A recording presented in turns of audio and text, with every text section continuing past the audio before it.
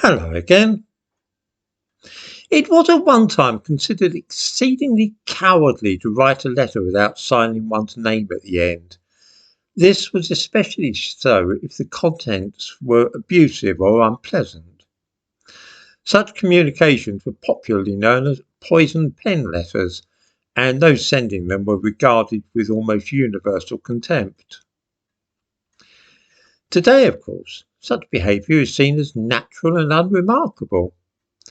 In precisely the same way, people would a few years ago stand in a public house or on a street corner and express their views and opinions without the need to wear a mask or disguise their voices electronically. These days, showing one's face or signing one's name is seen as a dangerous act. Frankly, I find this a bit weird.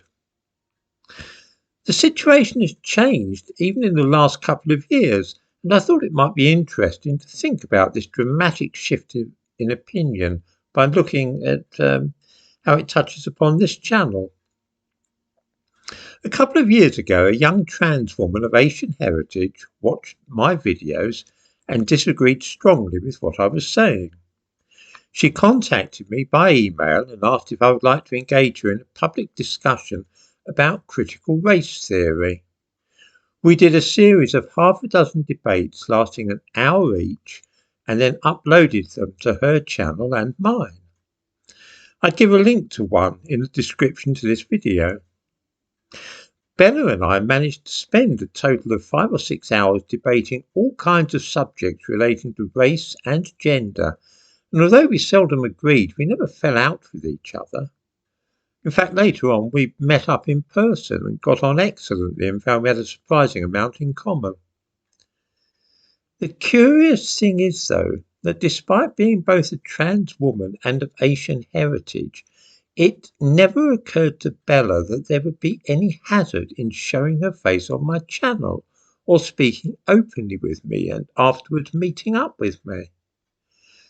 There are two interesting points about this. When I accepted Bob Wilkins' offer yesterday for a public debate, I thought I should have made it plain, which I did, that we should see each other and know with whom we are dealing. Although this proved no problem for a young trans woman from a minority background, Bob said that he would be insane to agree to such an idea. Why is this? Why is Bob Wilkins more at hazard than a young Asian trans woman? I don't get it. I genuinely don't. I don't see what's changed since I had those debates with Bella.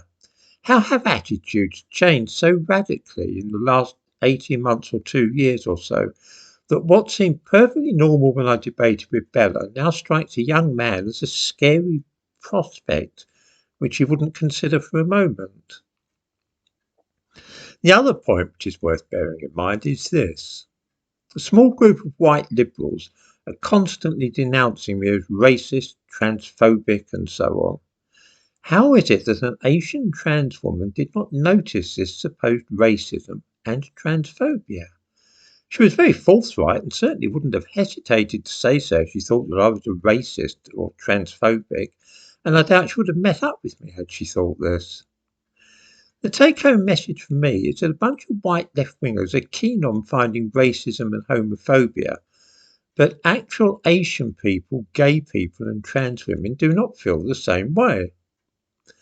I also can't help noticing that it's come to a pretty pass when a healthy young white man is more scared of me than a young trans woman of Asian heritage. There's something a bit odd here. What on earth does Bob think I will be able to do to him if I see his face? Is he afraid that I'll be able to set the evil eye on him or what? It's all most peculiar.